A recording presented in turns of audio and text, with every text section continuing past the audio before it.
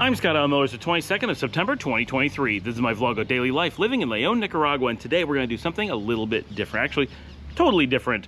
A lot of people have been wondering what things cost, what the availability of things are, and so forth here in Nicaragua, and for many specifically here in Leon. Well, there's something that you're not able to do from home, from anywhere, except for here, unless you have a SIM card from Central America, and that is go on one of the apps that we use for local food delivery. This is our version of your Uber Eats or DoorDash. We have Pedidos Ya made here in Nicaragua, and Hugo, spelled with an H, made in Salvador. Those apps give us food delivery and grocery delivery and similar right to our door. Everything except for pharmacies, to the best of my knowledge, because the pharmacies have their own delivery. And with that, we're able to look at real prices of real restaurants right here in Leon and see actual, up-to-date, real food items that you could order. And the prices you'll see are not the ones from the restaurants, but the ones that are actually in the apps. So if they're higher because they charge more for delivery, which is very common, you'll see the inflated price so that if you were to order online, living here, this is exactly what you would pay if you're ordering today. Of course, prices may change in the future. That goes without saying. So we're going to do some of that today. So less of seeing beautiful Nicaragua and more of seeing actual Nicaraguan food items and orders that you could potentially get if you were living here. I hope that this gives you a really powerful idea of what real world food shopping will look like here. Of course, keep in mind, this is the most expensive way to get food. Here, it's the most expensive restaurants with delivery, so all of those extra things are built into the price. Anything else you would do would be less expensive. And the rain's starting, perfect time. So we're gonna get to all that right after the bump. I don't forget, bitch, I'm everywhere in town. Think about the ways to get my bread up. Tryna see the train, we was up. I got no resentment, no vendetta. Yeah, she told me up because I let her. Bet I eat that bar like it's a setup. Pussy dripping down, I know she let. All right, we're trying something completely different today. This is a completely different camera, completely different content. We're just experimenting now, and we've got the new softbox, which I have no idea how to use yet. And I've got the Oli leaning on my desk, and I was all like, oh, I got this all set up, and then I changed lenses and. Yeah, the weighting was completely different. So, and we're on the wireless Rode Go, all in my office on the desk. Like, this is a weird setup, but I'm gonna learn how to do this. This is kind of a first attempt, and I don't have a lot of time today. We had a lot going on. So, without further ado, we're gonna look at what we're actually gonna do. I'm gonna bring up, like I said, I'm gonna bring up my iPhone, which I just learned how to do for this. So I'd never done this before. This is completely different. And we're going to actually show real Pedidos Ya, which means your order already, like ordering now. Ya normally means already, or has happened, or really soon. And Pedidos is orders, right? So Pedidos Ya is the Nicaraguan equivalent to Uber Eats. And I mentioned earlier that you could use that or Hugo, which is the Salvadorian equivalent. And it turns out that in the last couple days, this just happened. So we've noticed over the last couple months that Hugo stopped really working reliably. The app would get all weird, and very rarely could we order. We pretty much wrote off any restaurant that was using it. But we kept trying it. We're like, they're gonna get it fixed, it'll come back. Well, it turns out they didn't get it fixed. And what actually happened is they did poorly enough that Pedidos Ya, which is from here in Nicaragua, so this is really cool for us, bought the holdings of Hugo throughout Central America, except in Nicaragua, where Hugo did so poorly that Pedidos Ya wasn't willing to buy it, and they just went out of business completely. So there's no Hugo whatsoever anymore. So we mentioned that prematurely, and it's interesting timing that we're doing this episode. And luckily we didn't wait or do it earlier and do Hugo, and then we'd be like, sorry, that doesn't actually exist. So Pedidos Ya is now the one and only, and that's what we're going to show. And in the future, I think I'm not going to lean the camera the way that I am, and it's at such a low angle. This is a really awkward angle to work with. But it's also really quick and easy. But my plan is to have a permanent setup here in my office that allows me to do stuff and be like, boom, we're gonna sit at the desk and do stuff and have like a whole thing for that. But this is just very much a first attempt and quick and dirty. So let me know what you think, but definitely don't think that this is some kind of permanent setup that we're going for. All right, so I'm actually gonna show my phone working, right? We're going to see how this works, but this should be interesting. So I'm looking at this with you. So this is Pedidos Ya, and you see you get a number of restaurants, and it just shows you what's like. It's like Uber Eats, right? You're going to scroll down, see what's going on. This is Leon that I'm showing, so the selection is very small compared to say Managua, where there's easily 100 times, maybe more restaurants. Like everyone does this in Managua. Here, Hugo was the big player, and they're gone. So most of the restaurants that were online are currently trying to figure out what to do. I assume they'll be going on. So Valenti's Pizza, we're going to show first. This is the most popular pizza chain in the country. They're famous. They're a major chain here across Nicaragua. And here you can really see the prices. For order, they typically do combos, so they're going to come with drinks in most cases, so just factor that in. And remember that the prices you see are always Cordoba, so it's 37 to the dollar. So anything you see, if we're going to talk about something, I'll put up a price, but any price you see, just divide by 37, which is a lot, and it takes a while to get used to. But that means 370 Cordoba is $10, 740 is $20. So you can see a number of pizzas. Most of them come with a drink. You see a 2-liter in the background, and they'll say includes one pizza with whatever. So that's a very common. This is a rather expensive pizza place. Not the most expensive. That probably is Pizza Hut, but far from the cheapest because this is a very high quality pizza, and it is a major chain that people know. And so they're going to command a higher price than most places, but it gives you a feel. Like this is pretty typically you won't pay much different than this for a pizza. If you really chop around, you could save a few dollars, but by and large, you're going to be paying like this. So I'll try to put up prices as we go so you understand what we're looking at. All right, let's scroll around, find something else that we're interested in. I'm going to show some places that we actually eat at. So let's hop in here, and we're going to look at. This is, I actually don't know which one I did. We're looking at, this has got to be De Humo, which is a pretty decently high-end, not super high-end, but decently high-end steak place. They kind of do like high-end barbecue asado. And so lots of meats, but they do have a few other things. Very good, lots of live music, beautiful venue, good desserts. It's a nice place, and it's really close to where we used to live in La Barrio. So if you're in the area, it is a popular place to go. And you can see like the Duomo burger, like these are meals, remember, at a fancy sit-down restaurant. And remember, this is delivery, so everything you see here is at or more, generally more than what you're gonna see in the restaurant. And the cost for delivery is built in. I don't know if there being any additional cost other than the tip, and the recommended tip that they do is 30 Cordoba, just under $1. I recommend you opt for the higher one of 45, just under $1.50. Be the people who tip a little bit better because those drivers really do struggle to make some money. Okay, in this next one, we're going to look at El Bodegon. This is a popular music venue, a real small little place. They specialize in wings. They're going to have a lot of those, but they've got a number of things that I really like, including a truly amazing salad and wraps and a number of things. They're a nice place with like a different menu a little bit. Like you can actually get some variety. So we like going there, and we've done some videos from there of live music. We showed Revolver from there. If you're looking at some of my, I believe we did a live feed from there and a number of photos.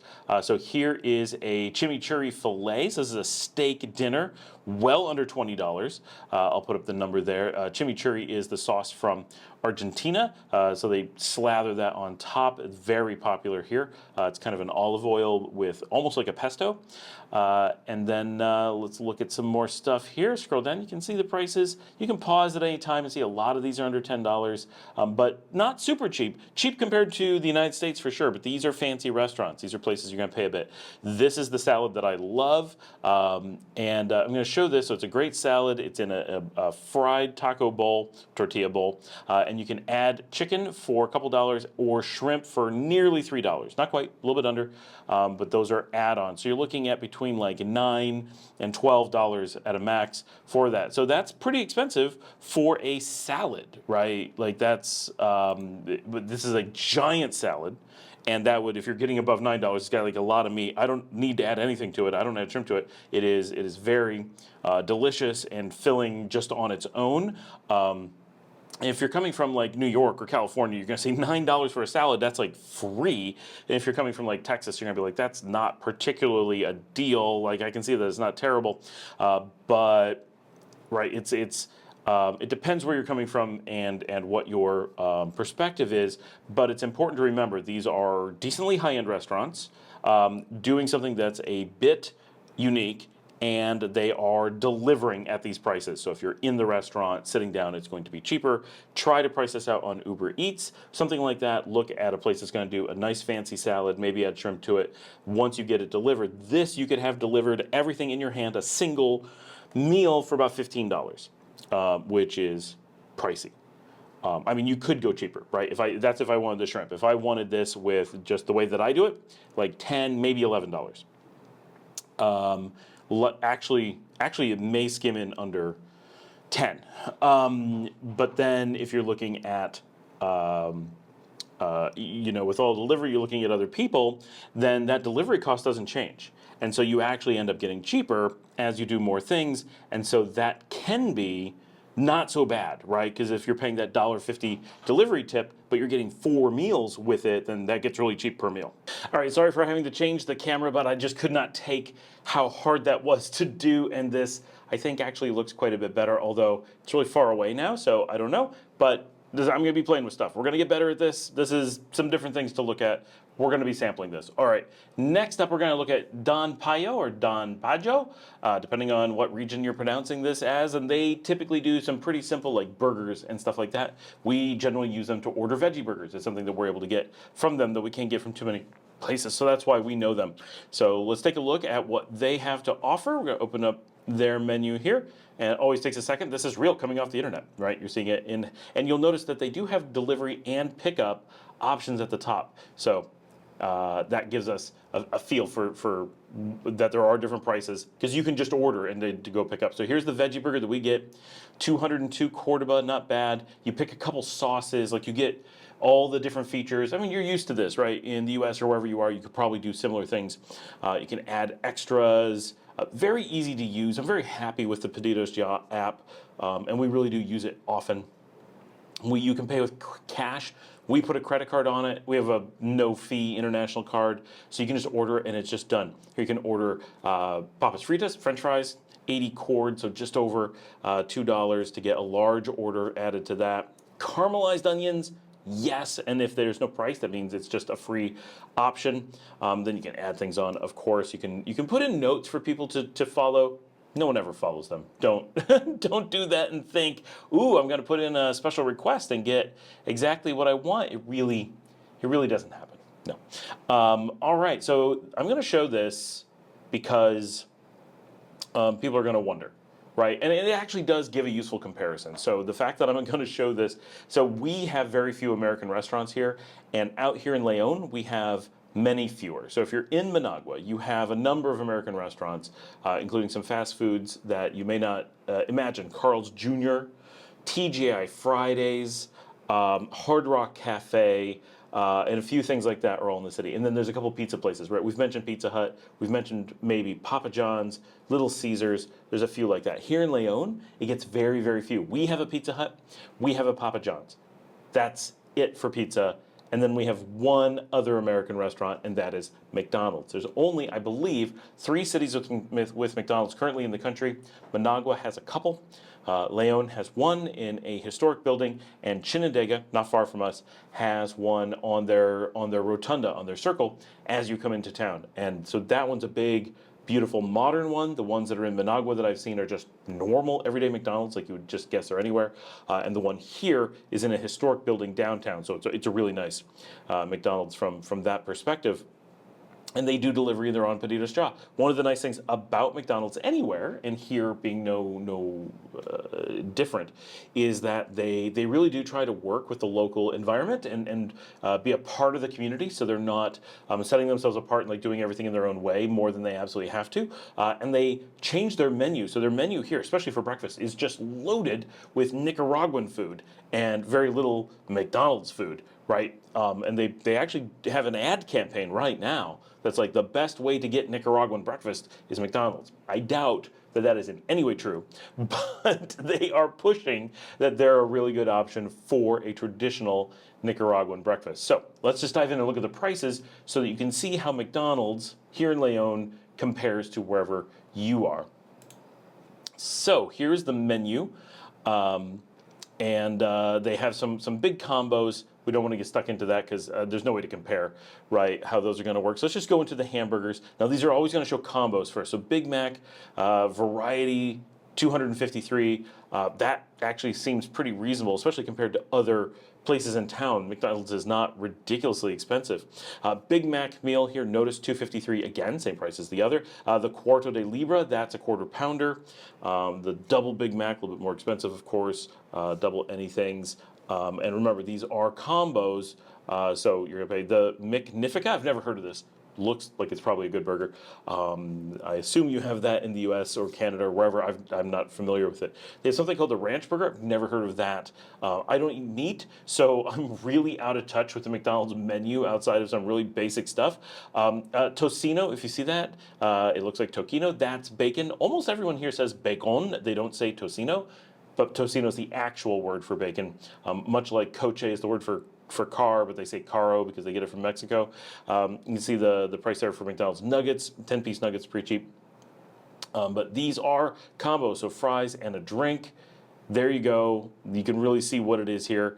If you want to go to a large fry, you're adding about 40 cents, a 15 quart about there.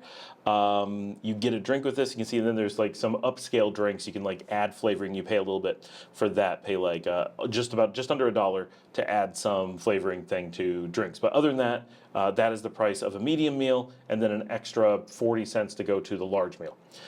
So a pretty reasonable price considering how much McDonald's is in other markets, right? If you're going to look at McDonald's somewhere in the U.S., you'd be hard pressed to get it for those prices. All right, coming up next, I'm going to show very standard food here, especially for restaurants, right? If you're going to do street food, it tends to be grilled and we say fried, but we don't mean deep fried. We mean cooked in a skillet in the kitchen, fried, and we call that a fritanga, and that is the cheapest street food. And then asado, which is where they do a big barbecue grill outdoors and like grill all kinds of things. That's the step up street food. If you're going to the cheapest possible restaurants here, it typically, in the US, you'd think hamburgers, right? Here, you think fried chicken.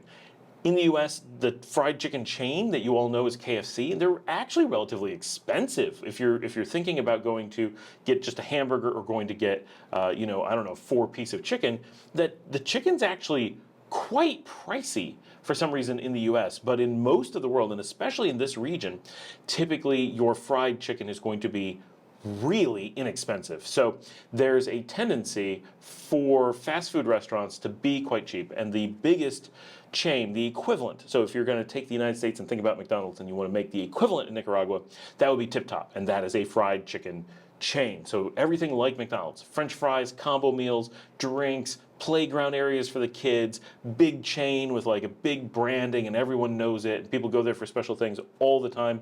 They sit in the same spot in the ecosystem, but one does hamburgers as their primary food and the other does fried chicken as almost everything they do. I'm very sad about that because if they just added fried fish, I think it'd be really easy for them and it would open up a world of customers that aren't going there currently, like me, because like I've had their French fries, it's good. Every time I know someone who goes there and gets chicken, they're like, yeah, it's a great fast food chicken place. I wish that they added, a Filet-O-Fish type thing. Boom, I'd be there all the time. We don't have much. They're here in Leon, and I don't even know exactly what corner they're on. They're so just kind of faded into the background. But if you're in like Managua or a lot of the country, they're very easy to find. If you're in San Juan del Sur, they have a beautiful location right next to, like, really close to the cathedral. So check them out. But we're just going to look at and I also want to say, in a lot of the markets, you assume if you're going to see a restaurant near the markets, like full-on markets here, the street markets where everybody goes and gets all the cheap stuff, there's always going to be a unbelievable number of fried chicken restaurants near the market, like around it on the outside, because that's what people eat when they go to the market. It's like a thing. So we're just going to show a fried chicken restaurant. I don't know if this is a great one, a terrible one. I don't eat it. I don't eat this stuff, right? This is one that's well known, and they do delivery, right? If you go to the ones on the street, I guarantee it's going to be much cheaper, but this is probably a pretty decent one, and they bother doing delivery. So you're going to pay a premium, but it gives you an idea. But this is something that a lot of people, if you were looking for a kind of cheapish delivered meal, this would be kind of like KFC on a budget. So we're going to look at, it's Nick El Pollo, Leon 1. because there's so many of them, right? Like that's actually a thing. Any of these places, there could be 10 in the city, like for real. So notice here, instead of combos in the 600s, they're in the 100s. Right now, these are pretty small combos to start, and they get a little bit bigger. So it's not as cheap as you're going to think, but keep in mind this is a delivered meal. But a soda, French fries, and chicken. 127 cord, 2 pieces for 170, 3 pieces for 213. Combo 4 is 5 pieces. This is a thing telling me that the restaurant's closed. That combo 4 is 5 pieces of chicken, 2 orders of French fries, and it's $3.90. So that's meant to be 2 meals, and it's just over $10. It's nowhere near $11. It's just $10. And so you can kind of gauge from that. It's a really affordable restaurant option for delivery, right? You got to kind of keep in mind that that is when you're doing delivery. Obviously, street food or going out someplace is going to be much more effective. But one of the things that we've noticed is when we want to go out to eat, a couple things can happen. One is we might want to go to more than one restaurant. Well, with delivery, that's quite cheap. Like we may pay an extra $1 to $1.50 to get multiple places delivering to us rather than going to multiple restaurants is nearly impossible. So we can feed more people and keep more people happy really easily that way. And then the other thing is that if we were going to go to a restaurant, if we're going to walk there, when we lived in La Barria, we would do that. Just walk to a restaurant, be super cheap.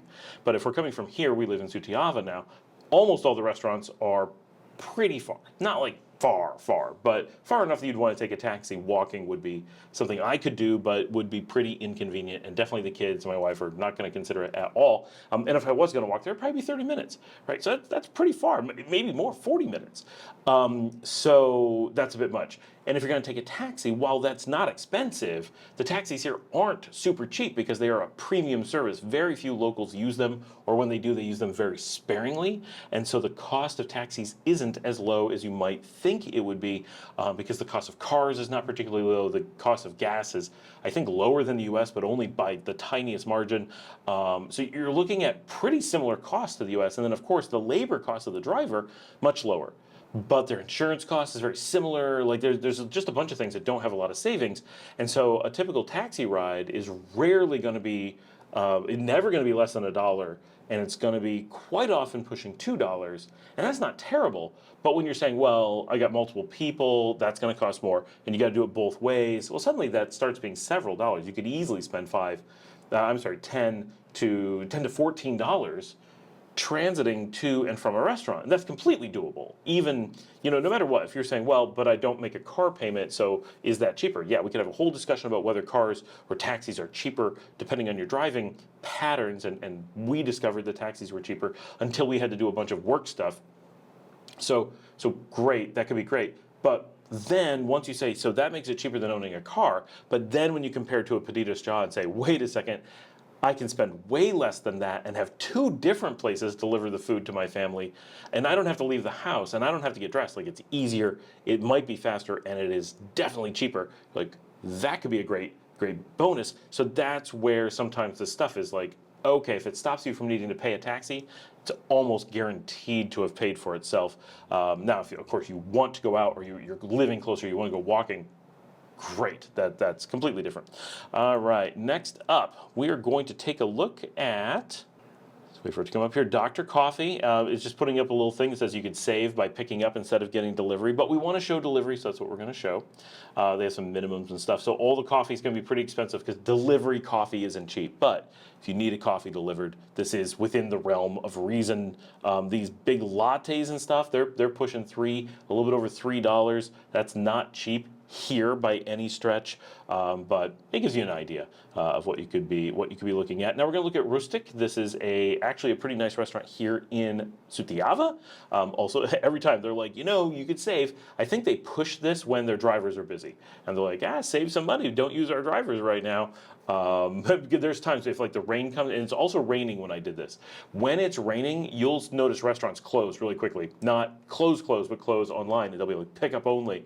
And you're like, oh, no drivers because of the rain or whatever. So you can see the prices here. This is a pretty pricey place. It's in a pricey location. It's right on Ruben del Rio, the main road. It is a big live music venue. So places that do that tend to be a little bit of a premium, and they do steaks. So I want to show here, New York strip steak, 520 cord. Ribeye, 550. Filet de cerdo, that's a pork steak, more or less, right? 420. All right, this next one we're going to show, I want to show a couple, I'm really trying to show some variety with this, right? So you guys get an idea of like what different things could cost. So this place is one we order from all the time. It's one of our favorites. It's not exactly food. This is a batidos place, as we call it here, but a smoothie joint. So very common to something you would see in the United States, fresh fruit juices, but here they're pretty amazing because we get such a good fruit variety, and so many of our fruits are fresh. Now, a few of the things are going to be different, so just be aware that something like, I want blueberries. Those are going to be really expensive. We don't grow those here. Strawberry, we don't grow that here, or not nearby. They're up in Madigal, but they do grow a little bit. We can't get lemons here. We get limes. So some things are different. Oranges don't grow here. That's surprising. So we have a ton of fruit and a ton of interesting fruit, a ton of really healthy, good fruit. Be aware that if you want fruits you're used to, you're probably going to pay a premium or find them very hard to get. But if you're willing to work with the fruits that we have here, you're going to get great prices and really good quality because we are a fruit country. But you're probably going to be exposed to a bunch of stuff you're not used to, or things that are really popular here and basically are never used in the U.S. because they're really pricey or whatever, even if they grow there. And I keep saying the U.S., anywhere that you're coming from, but English speakers, so many of you are U.S., U.K., Canada, you're used to a fairly similar fruit selection, and this is going to be generally pretty different. So let's jump in here. This place that we go to a lot is Hugoso.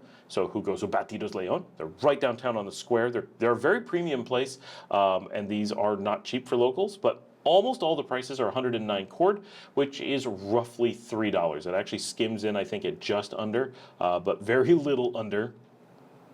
And there's a lot of good mixes here. Now, the one on top, Marathon de Guanabana, that is my personal favorite. Guanabana, very few people know in any language, that is soursop in the United States or in English. But it is my favorite. It's soursop plus blueberry plus pineapple. Wow, is it good. So I get that almost every time. But there's, mango and banana, and there are some coffee-based ones, chocolate and peanut butter-based ones. Their menu is actually partially in English, so it's fantastic. You can see it. You can see mine, soursop, blueberries, pineapple, and all that. Really amazing quality. They do this crazy good job, right? You get a good sized drink. They have a nice top that they put on it, give you nice straws. Like the whole experience is very good. It's fast, and the delivery takes almost no time. And again, these are delivery prices. I think they're just a tiny bit cheaper if you're there. I think it's like 103 and it's like 106, and then you pay the extra little fee. So it's not a big deal, and they just give it to a driver and they just run out. So the last place that we're going to look at is one we go to quite a bit. We really like going there in person because they have a couple cats that live in there. Real thing. And they're a really eclectic, and they're in Sutiava. This just happens to be a number of these are in Sutiava for whatever reason.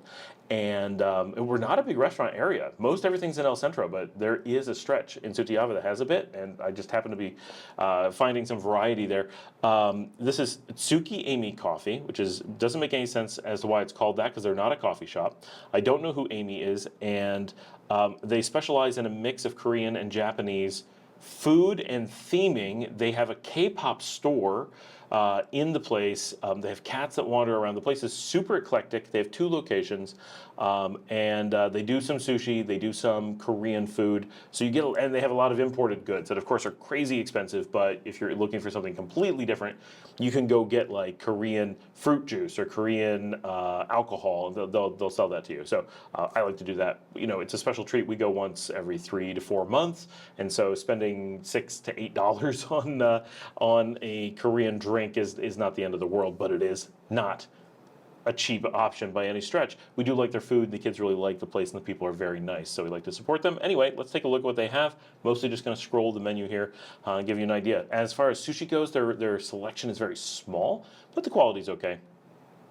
Definitely, and they do have a really long wait time if you're there, so it's nice to pet the cats, but it is nice to get it delivered because it kind of makes you not notice how long everything takes.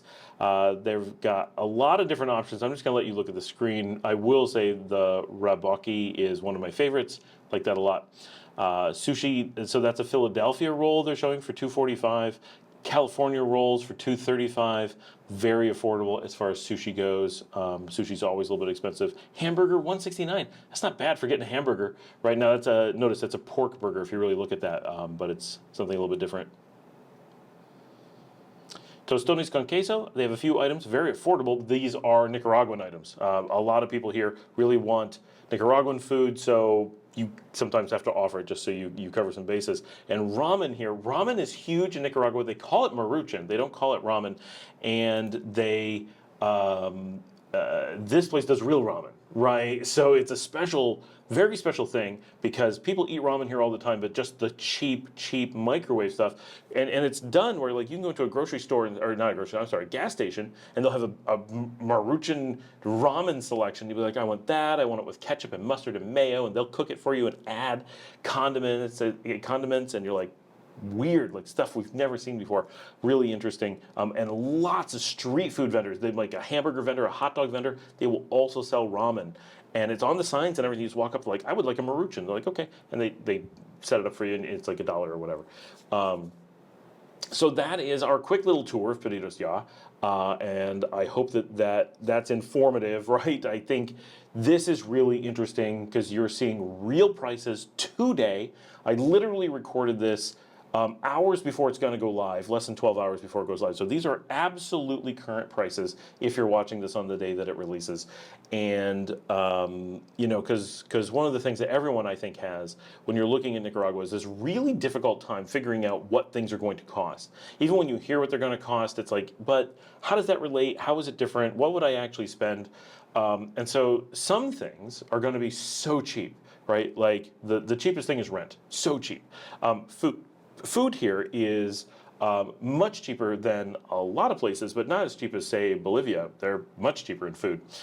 We have the advantage that many of our services are cheaper. Our food is kind of middle of the road.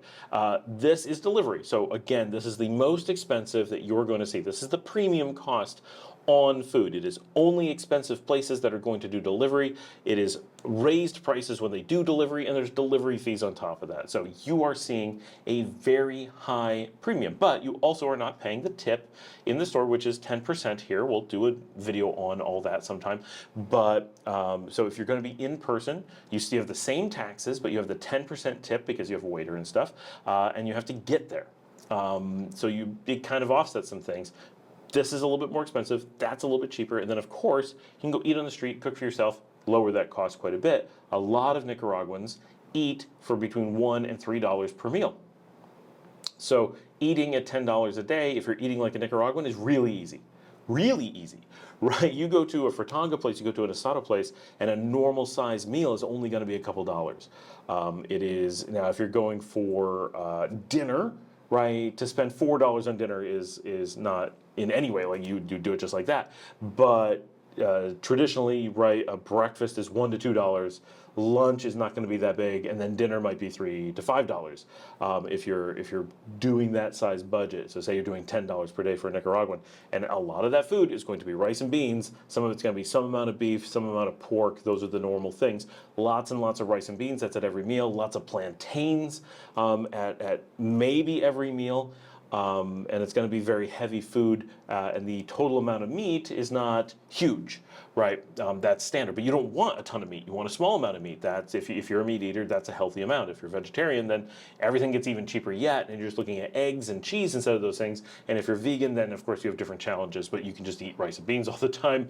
And the plantains, I'm not vegan, so I laugh a little bit about that. Being vegetarian, it's very easy because we have lots of fish and cheese options and things like that keep the prices very low and make it pretty easy to maintain protein. But vegans definitely will struggle that there are not the street choices. And this is important. It's not uncommon for street food cooked to be the same price or cheaper than grocery store prices for uncooked food. Not always, but it definitely can happen. So if you're shopping around, be aware that can happen. Now, if you want to eat specialty food, if you want to really dictate your diet, if you want a lot of variety and you're not going to eat like a Nicaraguan, which is absolutely fine, then your cost for food is going to go up, or if your quantity is really high. Obviously, Nicaraguans do traditionally eat pretty big meals, but a huge portion of that is they get lots of rice and beans, they get lots of plantains, they have they almost always have a little salad added on to something. There's lots of little extra things that provide a lot of their calories, but they really do clean their plates. It's not like in the U.S. where it's a garnish in most cases. They're eating that stuff, and so it's they are eating a fair amount. They tend to get decently healthy food, not incredibly healthy because a lot of things are fried, and they do traditionally keep the price pretty low because they're giving up variety, and they're going for relatively basic foods in order to keep those prices down. They do eat, you know, ramen, right? Things like that is a regular part of the diet. But a regular Nicaraguan is going to be eating under $10 per day. And potentially way under $10 per day. And if you think about the fact that the average income is around, well, not the average, but minimum wage is pretty close to $200. And there's tons of people not working, but there's a lot of people actually working at minimum wage. They're bringing in $200 per person. And if you have to feed more than one person from that, maybe 1.5 people, right? You can't be eating at $10 per day. That's $300 a month. And if you had 1.5 people, that's $450. So they're not doing that. They're eating at very, very much lower than $10 per day. And I'm not saying that that is what you want to do. I'm not saying that it's what you should do for your health or anything of that sort. But what I'm saying is when a Nicaraguan is out there shopping for themselves, cooking for themselves, making food buying decisions, they're staying at a price point that is unbelievably low compared to what we're thinking it must be, right? They have to be below $5 a day. They have no way to not be, right? Now, they're probably not paying rent at those numbers, right? So around $5 is doable. And, you know, when a beer is $1 and going out for live music costs almost nothing, like you're still able to do some things. And obviously people who are at minimum wage are struggling very, very hard in most cases, but they are able to eat for sure, right? So that gives you can you eat at this? Can you go to the grocery store? Can you go to the market, come up with food to eat at that price? Yes. It's going to be a struggle. But then so if you're eating like that, Nicaragua is incredibly affordable. If you want to eat at restaurants and go out, like, it's not going to be the cheapest, but it's going to be, as you can see, quite affordable compared to anything that you're used to pretty much anywhere else. Of course, if you're looking at insanely cheap locations, Bolivia, Colombia, Southeast Asia, there are parts of the world that are just, their food is much cheaper than here. But even like Panama, many times the price, right? There's no way you'd come close to these prices. So it varies quite a bit depending on where you go. And even Guatemala, actually, on food edges just a little bit cheaper, but their rents are quite a bit higher.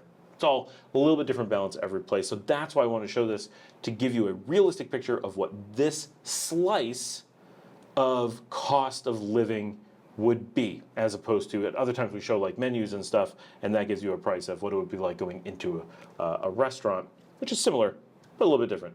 Thanks for joining me today. I hope that was really beneficial. That was, sometimes I need something different to do, and that was pretty cool. So I'm hoping that if this turned out well and provides a really interesting video. And of course, get down in those comments and let me know what you think of specific things, any particular questions you have, or just feedback. You liked that we did this was boring, whatever. That's how you let me know. But regardless, subscribe, like, and do all that stuff, because that helps make this channel possible. And speaking of making this channel possible, if you'd like to help support this channel directly, check up here. You can buy me a coffee at buymeacoffee.com/Scott Allen Miller, and that comes directly to support the channel in a very real, tangible way. Thank you so much to all of our sponsors who make this show possible. And of course, if you're looking for assistance in moving to Nicaragua, we mention this every episode, just shoot us an email, info@relocatenicaragua.com, and that will contact me and the team. And whether you're just looking for a private tour or you just want an hour on the phone to consult and ask some questions, sure, let's do that. We'll set you up and get you the information that you need. Hopefully, we have coming up plans on doing a show where we're going to break down the purchase of an apartment with all of the costs to purchase, everything that goes into it, so you kind of have an idea of what realistically it would cost to move in if you were to take an apartment or take a very small house and need to stock it with all of the things you would need, right? We're going to do that from someone who actually did that, right? And use real world prices so you can build from that and have a very realistic idea rather than getting estimates from me, seeing what someone actually did. I think that will will be really beneficial as well. I'm not sure when that one is coming up. Tomorrow is the really long video, almost 2 hours long, where we really dive into what not to do and what to do when looking for property here in Nicaragua when you're abroad, how to approach the entire process beginning to end, because everyone is getting the same misinformation or comes up with the same ideas that are very dangerous, and we want to correct those things and give you a what to do to get the best results. And I know that it may not be information that you're looking for, that you're really hoping there's an answer that's much simpler, but it's going to tell you what you actually need to know to protect yourself. So look for that tomorrow. It's going to be a long one. Please buckle up and do your best to make it through, even if you just let it run in the background, because that makes a big difference for the show. Thanks for joining me. Post on social media, link to your friends, tell your family about the show, and I will see all of you tomorrow.